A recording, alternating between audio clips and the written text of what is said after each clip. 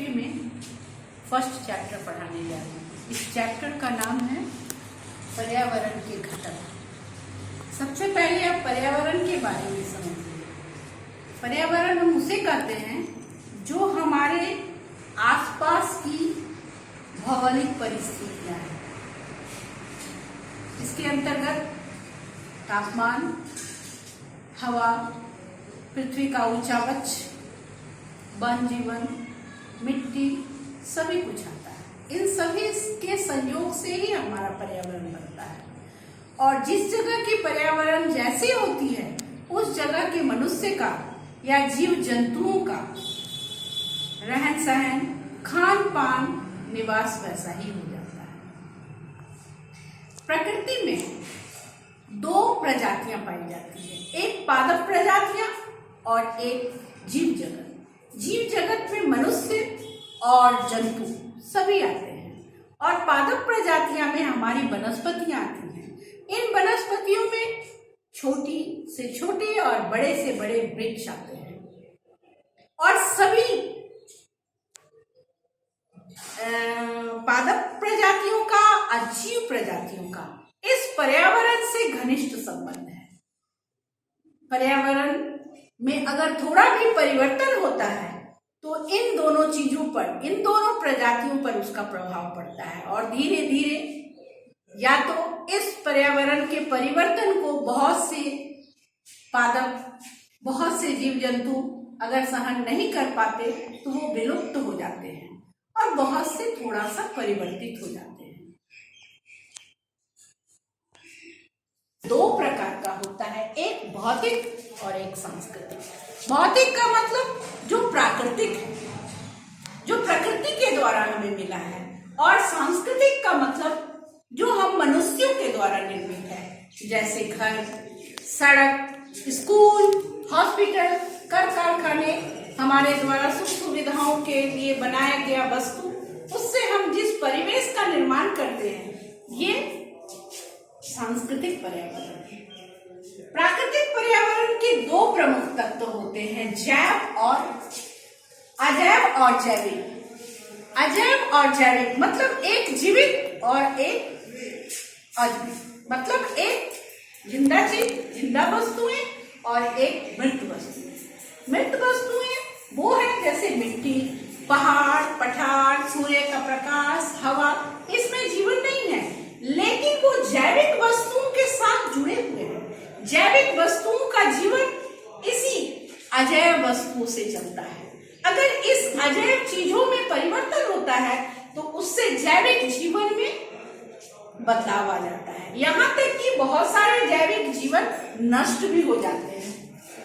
अब सांस्कृतिक पर्यावरण और मानव निर्मित पर्यावरण, स्टार्टिंग में ही हम आपको बताए हैं कि मनुष्यों के द्वारा निर्मित पर्यावरण, जो मनुष्य अपनी सुख सुविधाओं के लिए, अपने रहने के लिए जैसे वस्तुओं का निर्माण करता है, जिस तरह का कृत्रिम वातावरण का निर्माण करता है, वो मानवीय पर्यावरण होता है। और प्राकृतिक वातावरण के अंतर्गत लगने वाली हमें ठंड, लगने वाली हमें गर्मी, सूर्य का प्रकाश, हवाएं, ये सब प्राकृतिक पर्यावरण के अंतर्गत आता है। प्राकृतिक पर्यावरण में अंतर होते हैं किंतु फिर भी प्रकृति में संतुलन बना रहता है।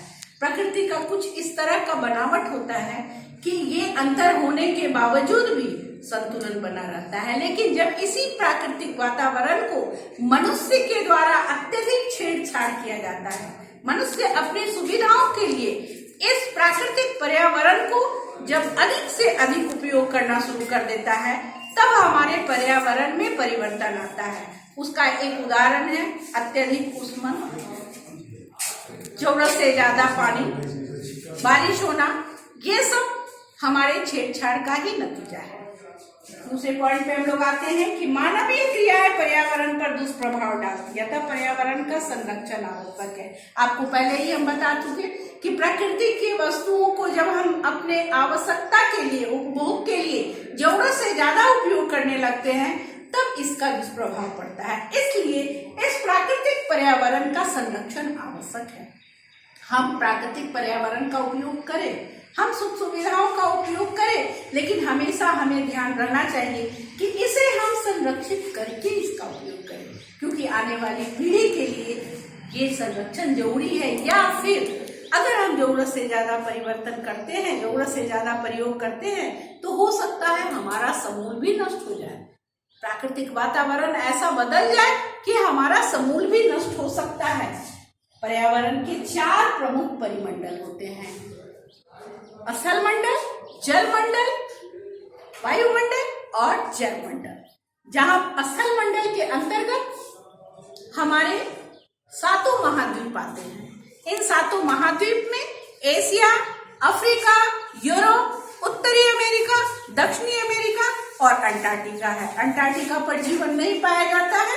कभी कभी जब वहां ग्रीष्म ऋतु का मौसम होता है तो रिसर्च के लिए वहां पे मनुष्य जाते हैं।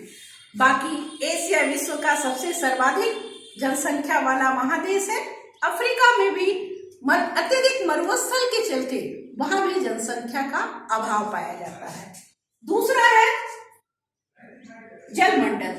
जलमंडल में भी जल के सभी राशियों को हम मिलाकर जलमंडल करते हैं। पृथ्वी का 3 हिस्से भाग पर जल ही है और 4 महासागर हैं। उसमें एक है प्रशांत महासागर, दूसरा है अटलांटिक महासागर, तीसरा है आर्कटिक महासागर और चौथा है हिंद महासागर। इन चारों महासागरों के अतिरिक्त बहुत से सागर, बहुत सी खाड़ियां, नदी, झील पाए जाते हैं।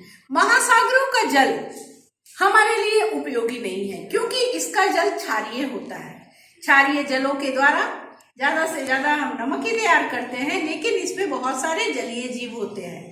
वर्षा का मुख्य स्रोत भी महासागर होता है क्योंकि वाष्पीकरण होने के साथ साथ अत्यधिक वाष्पीकरण से वर्षा महासागरों के कारण होता है। लेकिन नदियों का पानी, वर्षा का पानी, झीलों का पानी हमारे उपयोग के लायक होता है। अब हम पढ़ेंगे वायुमंडल में। तो पृथ्वी को पूरा वायु का आवरण घेरा हुआ है।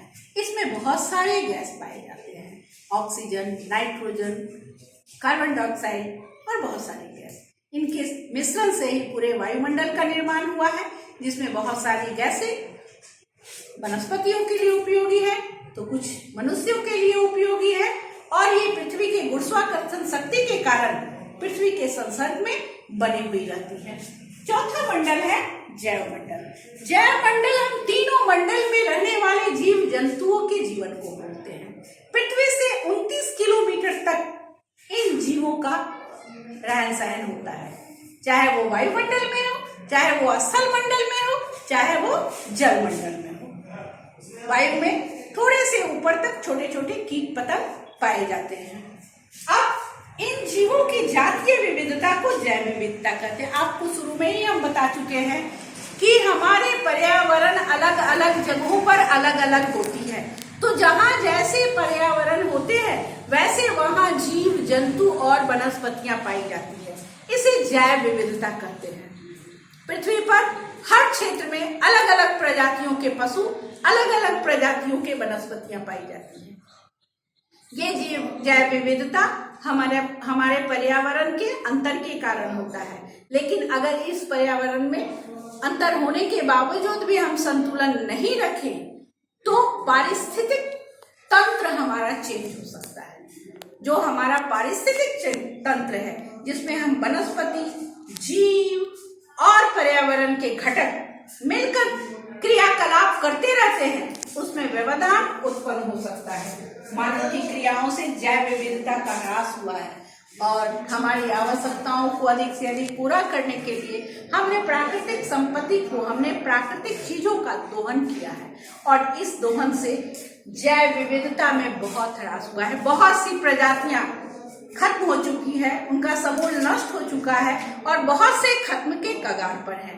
तो हमें अपनी आवश्यकताओं की पूर्ति करने के लिए पर्यावरण का ह्रास या अत्यधिक दोहन नहीं करना चाहिए। इस क्लास में इस चैप्टर को हमने खत्म किया और आप इसका ऑब्जेक्टिव तैयार कीजिएगा, पढ़िएगा, क्वेश्चन आंसर बनाइएगा। अगले वीडियो में अगला चैप्टर। Thank you.